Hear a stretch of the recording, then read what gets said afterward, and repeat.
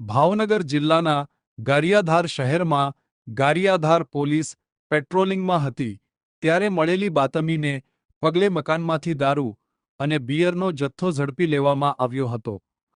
ગારિયાધાર પોલીસે પાલીતાણા રોડ ઉપર આવેલા બજરંગનગર વિસ્તારમાં મળેલી બાતમીના પગલે તનવીરભાઈ મહેબૂબભાઈ રાઠોડના મકાનમાં તપાસ કરતા બિયરના ટીન 18 અને દારૂની બોટલના ચપટા 48 મળી આવ્યા હતા. જેથી પોલીસે 11,640નો મુદ્દામાલ કબજે લઈ પૂછપરછ કરતા દારૂ અને બિયરનો જથ્થો આદિલભાઈ યુસુફભાઈ મહેતર પાસેથી લાવેલ હોવાનું જણાવ્યું હતું.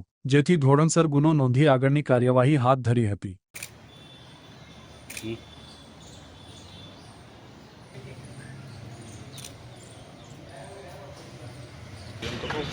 બધે પૂરા નહીં લખ્યો હોય.